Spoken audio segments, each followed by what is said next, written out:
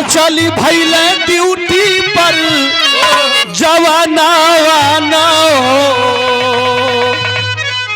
हर कुछ ना सोहा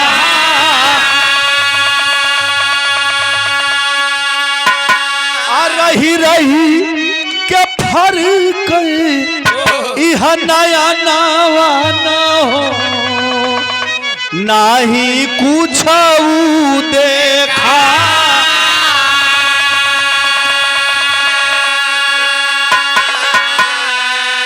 तो जहाज से उतर के कैला बस के सवारी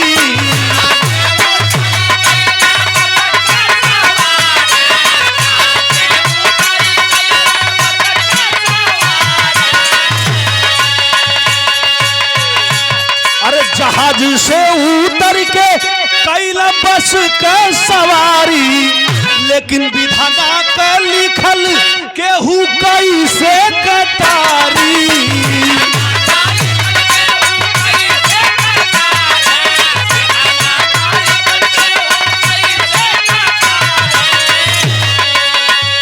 तबल खाई में गिरल बा सधनावा न हो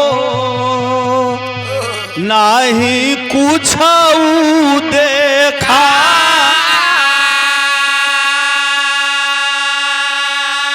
ये देखे हमारे भैया बाबा यादव जी जलालपुर धनी से गाड़ी डिसबैलेंस अच्छा जलाल गाड़ी समेत लुढ़क गईलन नीचे खाई में चल गिलन कुछ लोग तो चोट लग गाड़ी पलटल कुछ लोग जोन बा में घायल हुन कुछ लोग मौके पर ही जोन बा प्राण छोड़ देलन वही जो है फोन जवान लगाने लगे संजोग ऐसन बैठल के एक जवान का फोन लगल बता देलन कि फला बॉर्डर फला एलओसी के करीब हम लोगों की गाड़ी गिर चुकी है और जवान घायल है कुछ लोग तो मौके पर ही अपना प्राण छोड़ दिए। ए भैया जब खबर गई कर देते हैं गौर करेंगे तन से गौर करी हम जैसे खबर गई मेजर साहब के यहाँ सोच गए कि नहीं हमें जाना जरूरी है चलत हुआ उन लोग ओहर से टीम जब चलल हो पहुंचल लोग जहाँ वो खबर बतौले रहलन जवान देखे गाड़ी गिरी हुई है नीचे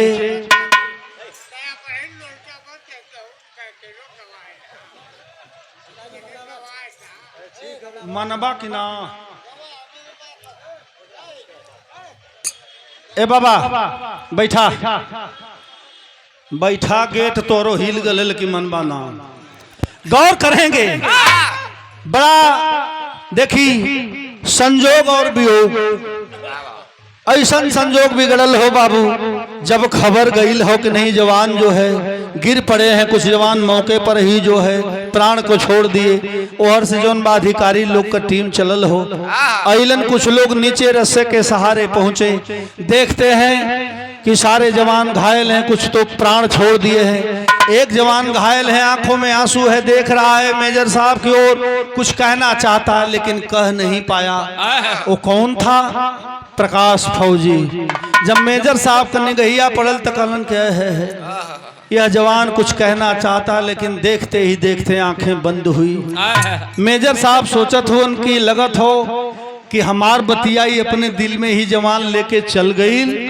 या अपने पत्नी से बतौले हो कहलन कि मैं इसके साथ में जाऊंगा तैयारी हो गई जे घायल बाव के एमएस में भर्ती करा दिहल गई बिहार प्रांत के ओर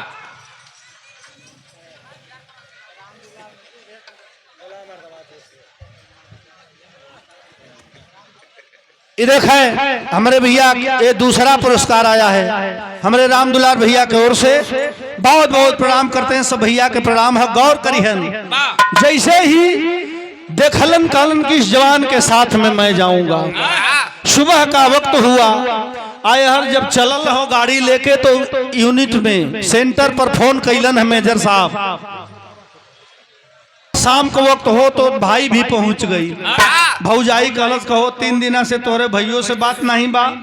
आय आपो कहला कि 6 महीना बाद आई भागिला 15वें दिने नौकरी छूट गई कि काहे चलीला। कल हमरो के भाभी बड़ा उदास लगता, भैया से हमरो से 3 दिन हो गए बात भइले। जर जलपान करौली रात के वक्त बीतल हो, सुबह का वक्त हो। एहर जौन बा भाई अपने आस पास मांग में सजावे के करत ही। मेजर साहब डेथ बॉडी के लेके घर के ओर पहुंच गए। गांव के यहाँ खड़ा हो सोचत हो कि हमार बतिया फौजी जवान अपने औरत से बतौले हुई कि ना। यहाँ बिरहा में टेरी लगल, यह सोचत हो मेजर साहब कि माया के छाया से नूर सी हटल। अरे माया के छाया में अब न रही है छाया, माया के छाया से नूर सी हटल। यह सोचे थे मेजर साहब। तब तक लड़कवा गए कलश के चाची सिपाही लोग आ गए, फौजी लोग आ गए, लगातार चाचो आ गई। अथवा में जो सिनोर वाले नहीं दुल्हनिया बहरे आ गई। आ जब देखल फौजी लोग के तो बड़ा खुश बा। इहो धोखा कैले हुआ हमसे कहला कि 6 महीना बाद आई, सावन में आई आ गए तो लुकायल कहाँ हुआ। मेजर साहब के पजरमा देखल चरण स्पर्श करके कहलस के साहेब हुआ कहाँ तनी बोलवा दा।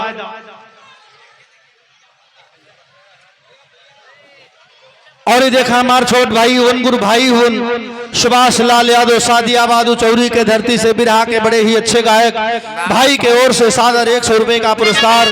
बहुत बहुत धन्यवाद। सबैया बाबू लोग के प्रणाम हो। कहलन है कि अभी है दिखाए हो आय के जब साहब के पजरवा चरण स्पर्श करके अचरा लगाए के कलश के साहब हुआ कहाँ। कहला 6 महीना बाद आ गई तो हुआ कहाँ साहब बोलना कैसे। कहलन के बेटा हाई जोन ले ले हथवा में न रख दाए के कलश ही का है। कलश देके तू सोचत हो वो धरती पर अमर हो गई बेटा। जब इतनी बतिया सुनलस हाथ से सिन्होरा छूटल एठे बात कहल का कहलस। कलश की बाबूजी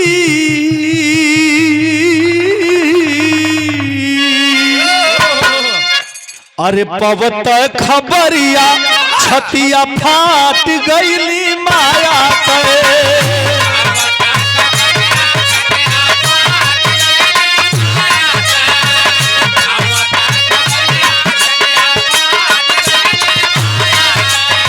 अरे जैसे बिसला सर्प काट गईल माया पे। अरे जैसे बिसला सर्प काट गईल माया पे। आवत खबरिया छतिया फाट गईल माया पे।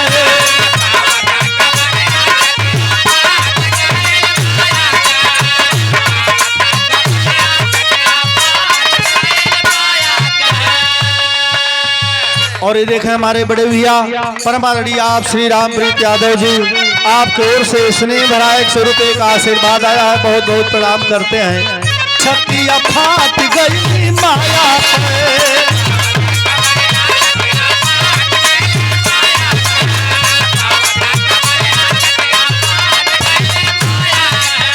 बेला कौन रहल कि कई के सिंगारी सुबह का वक्त हो।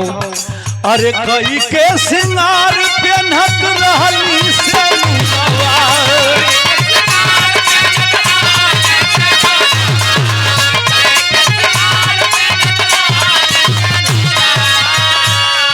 तबले हथवा से छूट गयल, हथवा से छूट गयल भरल सिंहोरवा।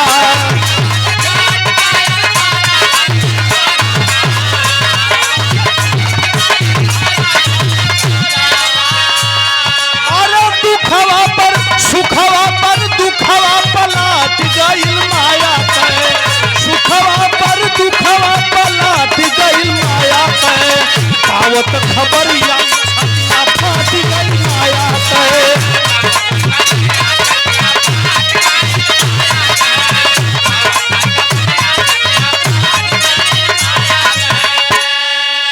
कॉलेज के साहबी का कात हुआ कलन की बेटा, देश के लिए वह काम आया है। शहीदों के नाम में एक नाम होगा, इतिहास के पन्नों में स्वर्ण अक्षरों में शहीद का नाम होगा। भारत सरकार के ओर से कुछ रुपया का अनुदान हुई, यही चौराहे पर जवान का मूर्ति लगी, जवान के नाम से एक पेट्रोल पंप होगा। कॉलेज के है साहेब ये कुल तो बाद में नहीं, तन बैठ जा है मोर भैया बैठ जा, कल तो बाद में हुई, लेकिन ये समय का बात सुन ला। कल सब तो हमारा पास कोई बचल नहीं, देवर बाण सदिया न कैले, सास ससुर है न हुआ, तो जब इहो कमवा हो गल तो आपके काम करे के हुई, हमार धर्म का पिता हुआ। का बताओ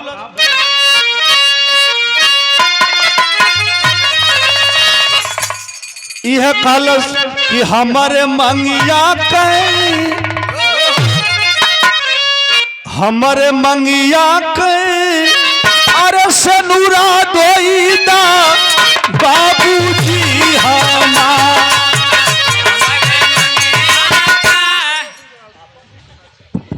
अरे सनुरा दोईदा बाबूजी हमार।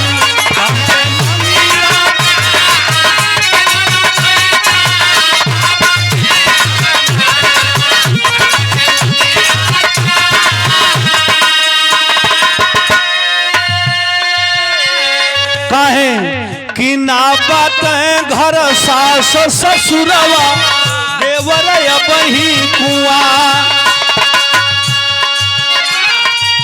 हाथ से कंगन तोड़ के फेंका, जरा सर हो सिंगार हमारे मंगिया,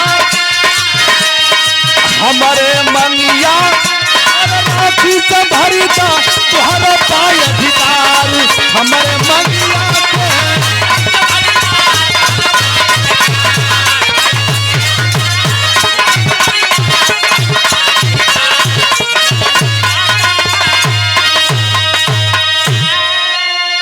कहलो सब कुछ आप कैला ही हो, आप के करे के हुई।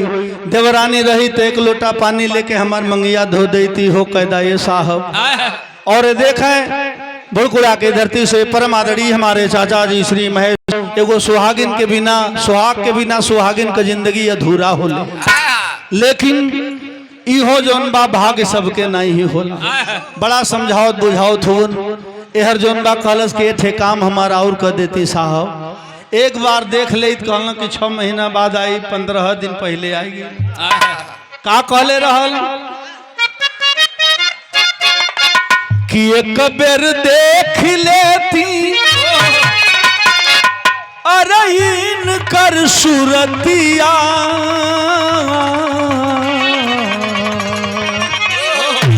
एक बेर देख लेती कर सूरतिया, और रतिया कहला हाथ जोड़ी के,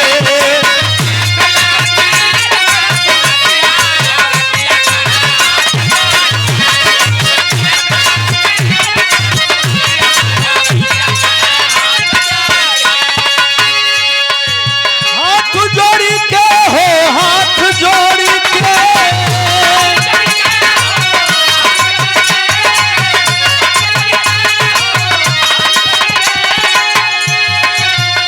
माहुर भइल मर सुहाग वाली रतिया, और रतिया कहला हाथ जोड़ी के,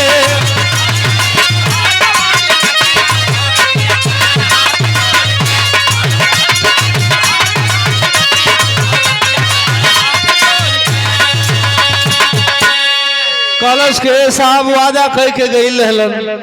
जब लेके लोग पजरा पहुंचलन ताबूत खुलल हो, आए हो स्वामी कह के ताबूत के ऊपर गिर पड़ल। कलश की काहे धोखा कैला, जाग के गईला सूत के इला, हमारा संगे धोखा कैला के 6 महीना के बाद आई।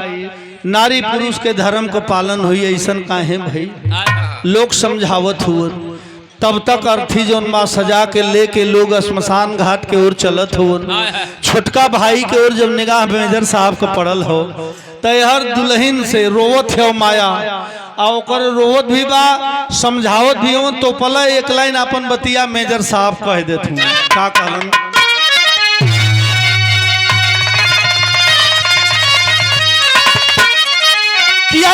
मेजर कहला, अरे मेजर कहला विकास के समझा दा वादा टूटना, आये प्रकाश का करे पूरा इरादा वादा टूटना।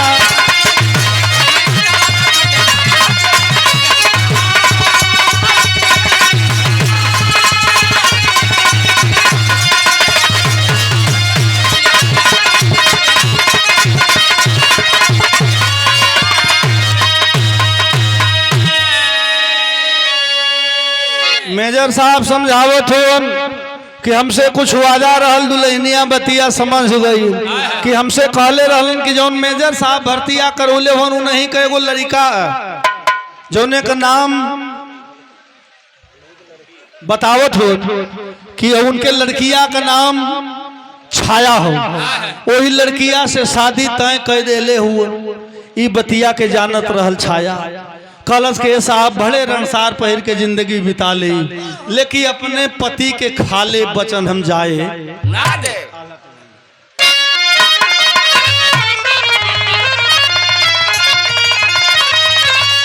कि सूर्य के प्रकाश से वह प्रकाश दूर हो गई,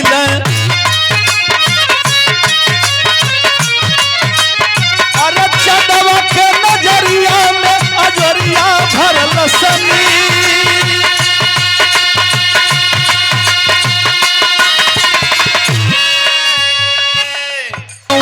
रोवत अरे गौआ तो गौआ रोवत, रोवला नगरिया बाबू।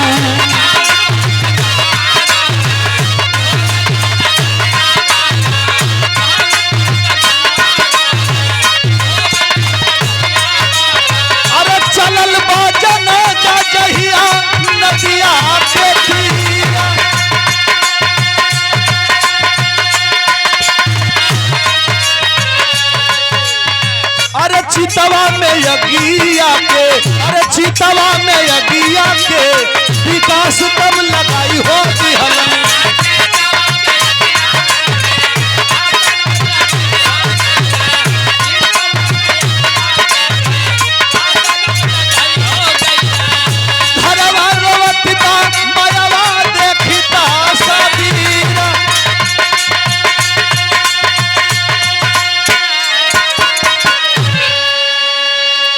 सलामी शस्त्र हुआ, जाकर के स्मशान घाट पर छोटा भाई मुख अग्नि दिया है।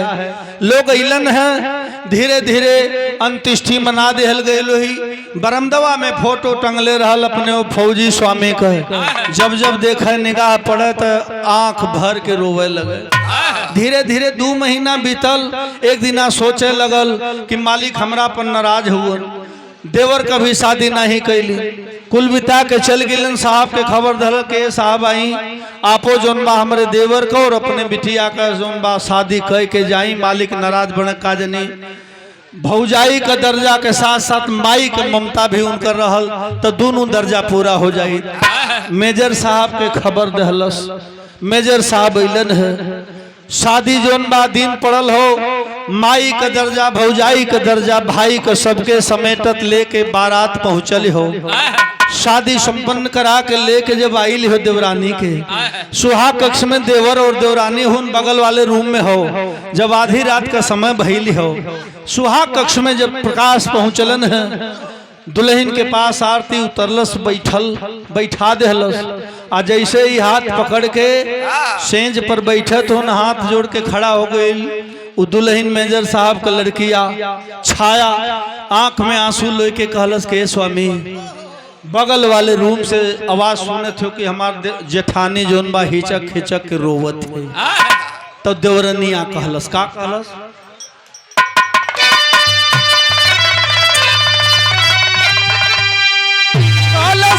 कहीं घर में एगो बहिन रोई सिंदूर धोई हो,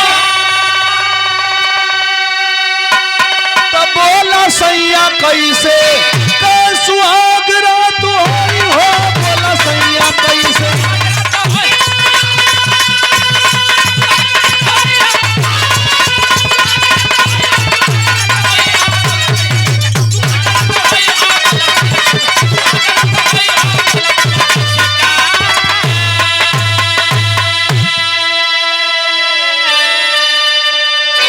तब छाया फोन कैली दे दे भैया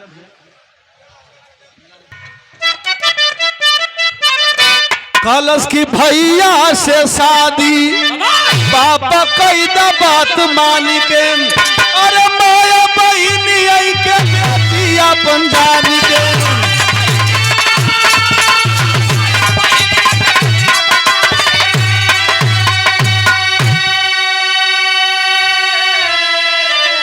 अरे मेजर साहब बिटिया के तब गले लगवल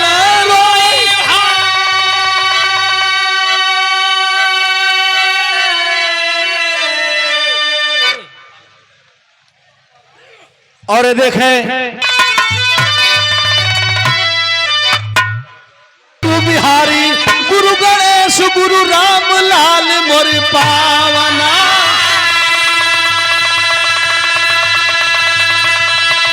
अरे स्वर्ग बसन चंद्रिका कवि जी लोक गीत सुहावन हो